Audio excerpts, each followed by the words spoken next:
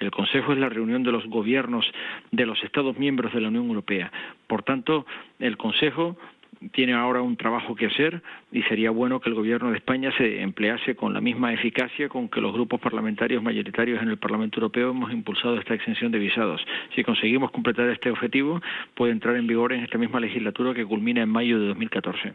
Muy bien, se lo vamos a agradecer porque además también tenemos entendido, y así lo sentimos nosotros los latinoamericanos, los peruanos, los colombianos, que sería de justicia, que sería equitativo además. Entonces nos dice que esto requiere la confirmación ya de parte de otra instancia. Sí, el Consejo Sí, el Consejo, es, ¿no? digamos, para que se nos entienda, Sí. La Unión Europea es una organización supranacional que produce un derecho de aplicación vinculante a todos los Estados miembros y directamente invocable y exigible por los ciudadanos europeos, que somos 500 millones. El Parlamento Europeo es la única institución que representa democráticamente a la ciudadanía europea, la única institución directamente electiva, elegida por sufragio universal de 500 millones de europeos. Pero hay un órgano colegislador que podría, para entendernos, ser la segunda Cámara Federal de la Unión Europea, que es el órgano en el que se reúnen los gobiernos de los Estados miembros. Se llama Consejo Europeo. Ahora el Consejo Europeo debe decidir por mayoría cualificada. ¿Cuándo será eso? Conseguir esa debe hacerlo antes de diciembre. Antes de diciembre. ¿Y la mayoría calificada que se requiere de cuántos votos, digamos, cuántos y de qué número total? ¿Cuántos votos del número total se requiere? La Unión Europea se integra por 28 Estados miembros y, por tanto, más del 50% de los Estados miembros deben votarla favorablemente. Esperamos que este trabajo se complete. Una mayoría simple, entonces, se requiere, ¿no? No, esto más del 50% es una mayoría cualificada en términos europeos. Muy bien. Bueno, esto puede producirse, o debería producirse antes de diciembre, eso lo esperamos todos. Aprovecho la comunicación que tenemos con usted y producir esa ratificación por este órgano, ¿entraría en vigor el próximo año? ¿Sería inmediato? ¿Un tiempo más? ¿Cómo ocurre esto? Depende de cuál sea el régimen de entrada en vigor de la nueva disposición. Normalmente se acompaña el acto legislativo de una previsión de calendario, pero lo normal es que en un plazo máximo de 2 años a partir de la adopción definitiva del acto legislativo sea plenamente operativo. Muy bien, vamos a esperar unos meses también, esperamos que eso se pueda cortar. Aprovecha la comunicación con usted, señor Juan Fernando López Aguilar, y precisamente en su condición de exministro de Justicia de su país, ¿cómo han tomado, bueno, ya hemos visto cómo han tomado los españoles la decisión de, pues, el órgano de justicia europeo de, pues, en la práctica disponer la liberación de terroristas de ETA. La denominada doctrina Parot, que se aplicaba por la justicia española, ha quedado, pues, ya ha perdido vigencia a raíz de esta decisión. ¿Cómo lo toma usted? Vamos a ver, aquí es muy fácil inducir a la confusión y yo no quiero hacerlo. A ver si nos enteramos. La doctrina Parot fue adoptada por el Tribunal Supremo cuando yo era ministro de Justicia, en el año 2006. Y la doctrina Parot aplicó un criterio jurisprudencial de redención de penas a partir de un máximo de cumplimiento efectivo de penas de acuerdo con el Código Penal por el que fueron condenados la mayoría de los etarras que actualmente cumplen penas de prisión. El Código Penal por el que fueron condenados la mayor parte de los etarras, de los centenares de etarras, de terroristas de ETA, que cumplen prisión en España, era el Código Penal de 1973, que establecía como límite máximo de cumplimiento efectivo el de 30 años. Y a partir de los 30 años se producía una rebaja de condena por buen comportamiento, por estudios en la cárcel, por resocialización activa, en definitiva por pronóstico de reinserción, por buena conducta o por estudios en la cárcel se podía ir redimiendo pena, en modo que era posible que alguien que hubiera sido condenado teóricamente a 300 años de cárcel saliese de la cárcel a los 21, 22, 25 años de cárcel. Con posterioridad a la comisión de la mayor parte de los horrendos crímenes de ETA, se produjo la entrada en vigor finalmente del nuevo Código Penal de la Democracia de 1995, que ya no establece un límite máximo de 30 años de cumplimiento efectivo, sino que permite la sumatoria de las distintas condenas.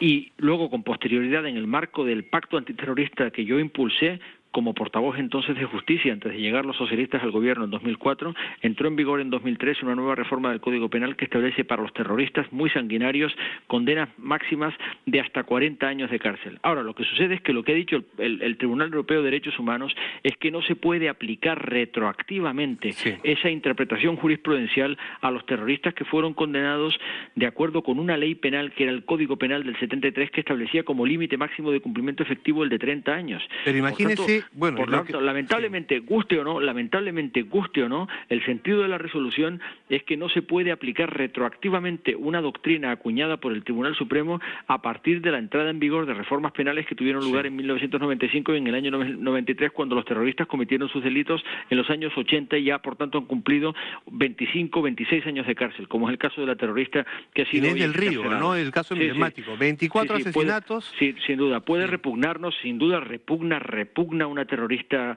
reincidente, sanguinaria, una terrorista que no está arrepentida terrible. Para nada tampoco, ¿no? Repugna el historial criminal de centenares de terroristas de ETA.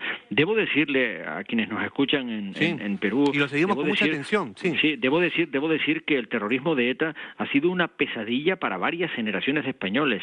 Debo decirle que yo recuerdo, siendo niño, el terrorismo de ETA produciendo asesinatos un día y otro también, una cascada de violencia, sangre derramada, sangre siempre inocente, sangre inútilmente derramada por el terrorismo de ETA, y pensamos... Y los autores están libres ahora. Claro, no, pensamos muchos de nosotros que ese terrorismo iba a durar siempre. Ahora, debo decir que esto se ha acabado. Debo decir que la actividad terrorista de ETA ha cesado definitivamente, y por tanto esta ha sido una victoria de la democracia. Debo decir, por tanto, que está fuera de lugar el pensar que la excarcelación de un etarra terrible después de 26 años de cárcel significa impunidad, porque esto lo hemos llegado a escuchar, que esto significa una especie de condonación, una especie de perdón de ETA, una especie de impunidad de los etarras. No es verdad, no ha habido impunidad, han sido enjuiciados y condenados a penas muy prolongadas de privación de libertad, penas de cárcel de hasta 25, 26 años. Ahora sucede que cuando han pasado 26 años no se les puede aplicar retroactivamente una reforma penal que se operó en el año 95 y luego en el año 2003, que permitía que estuvieran hasta 40 años de cárcel. Sucede que han cumplido 25 años de cárcel, no se les puede aplicar retroactivamente la reforma posterior y por tanto llega un momento en que tienen que salir a la calle. Esto resulta lamentable, resulta doloroso para las víctimas, pero eso es el cumplimiento de la ley de acuerdo con la interpretación que ha establecido el Tribunal Europeo de Derechos Humanos. Muy bien, señor Juan Fernando López Aguilar, muchísimas gracias. Lo hemos llevado a otro tema, pero que seguimos también con mucha atención. Imagínense aquí en el Perú que hemos tenido también este fenómeno del terrorismo por muchos años. Y felizmente, como ustedes, lo hemos superado ya. Muchas gracias, buenos días. Un saludo, buenos días. Muy bien, era el eurodiputado Juan Fernando López Aguilar a propósito pues de la eliminación del requisito de la visa para viajar a Europa.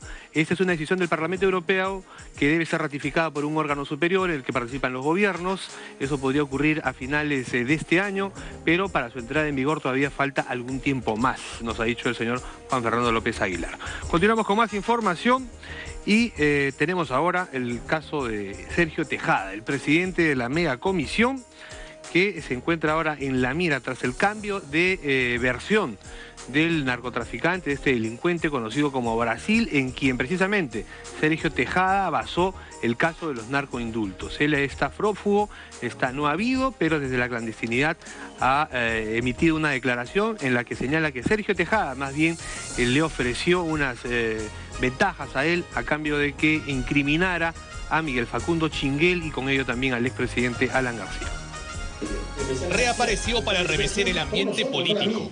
Desde Brasil y mediante un video difundido por un programa dominical, Carlos Butrón dos Santos, alias Brasil, el testigo clave en el caso de los narcoindultos, se retracta y dice que fue presionado para acusar a los funcionarios del gobierno aprista. Fui citado al despacho del congresista. Entrevistado por él, me dijo que tenía varias acusaciones en mi contra y que para revertirlo quería que denunciara a Facundo y sus funcionarios, ya que directamente afectaría al presidente Alan García. El citado congresista me indicó que tenía el apoyo total del gobierno. Pese a que Sergio Tejada, titular de la megacomisión, ha intentado marcar distancia, las declaraciones de Brasil han provocado todo tipo de reacciones. El jefe del gabinete, Juan Jiménez Mayor, cuestionó su testimonio.